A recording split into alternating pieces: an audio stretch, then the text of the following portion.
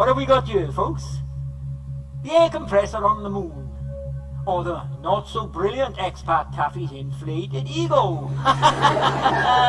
Well, we'll soon see about that, won't we, Peter Poop? You know what, Peter?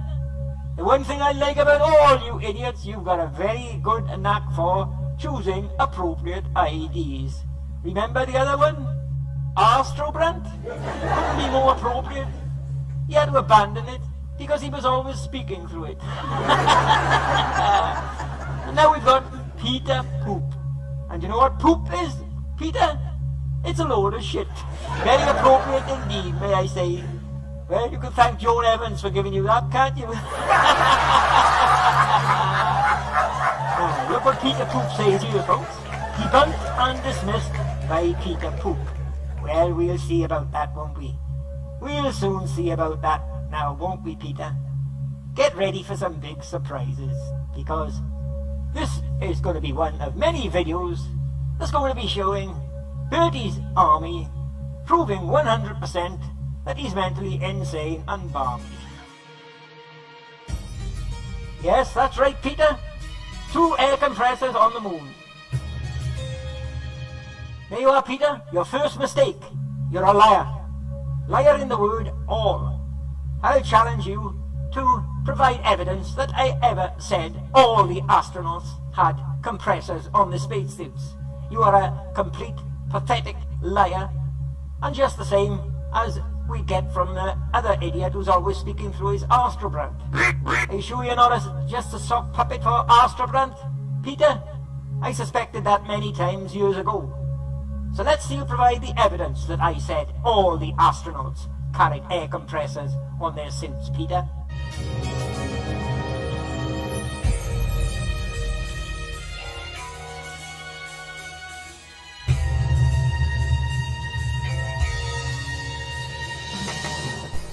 And there's the whistleblower's clue, folks, the main one.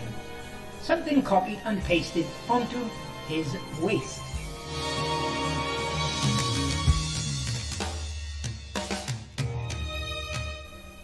Now, how many of you recognize this from a previous video of mine, where I discovered a bunch of licorice all sorts copied and pasted onto the waist of an astronaut?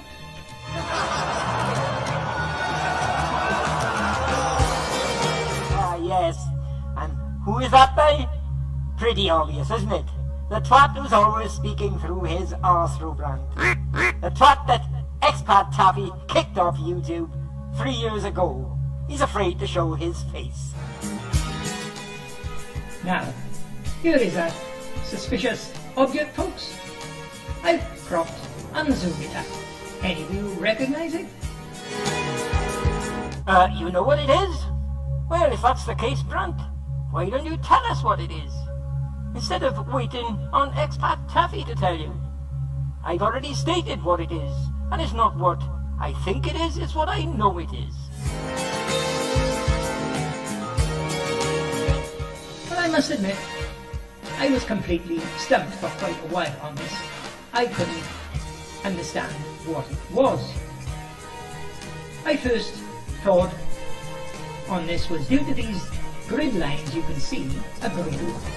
I was wondering if it may be a radio of some kind, or an iPod. Yes, pretty well stumped for a while, Grant. After all, who the hell would expect to find a 12-volt mini air compressor tire inflator on the moon where there's no air to inflate? And despite the fact it took me about a half hour to sort out what it was, how long did it take you to recognize what it was, Brant?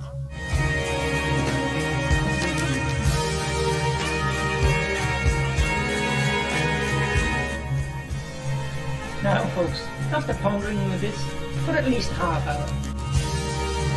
Well, any of you recognize what this is? It's a radio, slackers, and it's got grids on it, just like on the compressor. And here's another one, slackers, grids.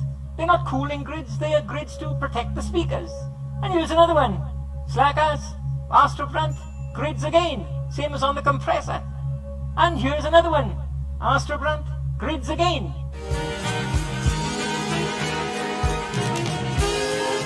I decided to try a different approach.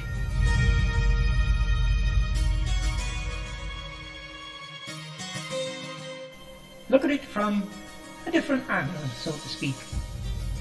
So what I done with this object, I rotated it clockwise around about 190 degrees. Now here again, Brant. The brilliant expat Taffy never approached NASA and asked them what it is. The brilliant expat Taffy worked it out for himself. I soon discovered what it is, and the proof of that is coming up. Liar. And there you are, folks. That's what I came up with by inverting this object. Now, plain to see, you can see a black round section. It's on a base plate, and you've got some object on the top. And it didn't take me long to figure out what this was, folks. Yes, Brant, Peter Poop, Joan Evans, but after 4 years you still haven't figured out what it is. It's a 12-volt mini compressor.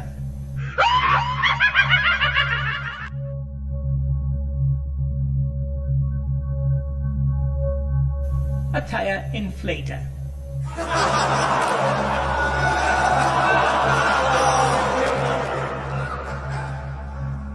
And none of the 12 or 14 astronauts were fitted with a tire inflator. Look what this stupid idiot Peter Poop puts here, folks. Apollos 12, 13 and 14 were not equipped with any lunar vehicle. They had no tires to inflate. First thing you got wrong, Peter Poop, there was no Apollo 13 on the moon. It was 11, 12 and 14 prior to the rover. And as you state, there were not any lunar vehicle that had tires to inflate. Well, you're wrong there, because Apollo 14 had rubber tires to inflate on the cart. Another thing that proves the tire inflated was a deliberately copied and pasted item by the whistleblowers is a tire inflator or an air compressor on the moon is completely useless because there's no air to inflate. Just the same as they put on a Mars photo where they dumped a water filter on the surface of Mars, which is completely useless because there's no water to filter. But you were too thick to work that out, weren't you, Peter? A lot too thick. Lies again, Peter, with the word all. Only one astronaut for Apollo 15 had the air compressor on him, idiot, and only for 2 photos. They all carried a compressor to inflate non-existent tires on a non-existent vehicle. Lies again, Peter. The compressor was confined to just one astronaut, you stupid idiot. The purpose of the compressor wasn't to inflate any tires at all. It was to inform everyone that had the brains to spot it that the photos are fake. It's a whistleblower's clue, stupid. It's not a specific item, it's just a photo of a specific item. Right, let's look at the next thing this idiot says. But what about Apollo 15, 16 and 17? They had the LRV. No, they didn't really, did they? Because it was all fake, nobody went, and there was no rovers on the moon. So there you are, stupid. There was no actual air compressor on any Apollo 16 or Apollo 17 astronaut. You and I are in agreement? Well, that's the first time we've ever come across that.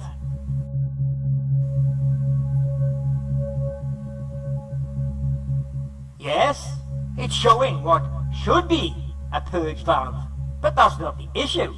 The question is, what is it? If we look at the A7L suit, we see that the place is occupied by a purge valve, so this idiot says. Lies again, idiot. It is not occupied by a purge valve.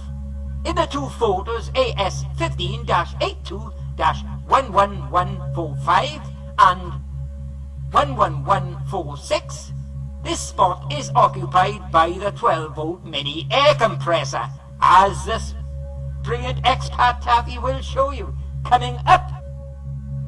Wow, not a very good display, is it, Peter Poop? And not up long enough for anybody to see anything. Now, that's a lot better, Peter. We're getting somewhere now. We're getting the real evidence. Another variant of the purge valve? And why should there be another variant, John Evans? Would it be because of this? The only thing you see about your variant and his purge valve is they're both the same colour. Now, take a look at these two objects here. What we've got on the left is definitely a 12-volt air compressor, a tyre inflator. And on the right, we've got what Expat Taffy claims is a 12-volt air compressor, a tyre inflator. Now look at the similarities. The one on the left hasn't got a base plate, but it's got 4 separate feet for sitting down on the ground. Expat Taffy's compressor on the right has got a base plate for sitting down on the ground. The one on the left has got a centre round barrel, which is the drive motor, the 12-volt motor. The one on the right has got a round barrel in the middle, a 12-volt motor. The one on the left has got a compression chamber with cooling grids, as you can see at the top. Expat Taffy's one on the right has got a compression chamber with cooling grids. And the one on the left has got a pressure gauge on top. And Expat Taffy's one has also got a pressure gauge on top. There's the similarities, folks. Definitely the same piece of equipment.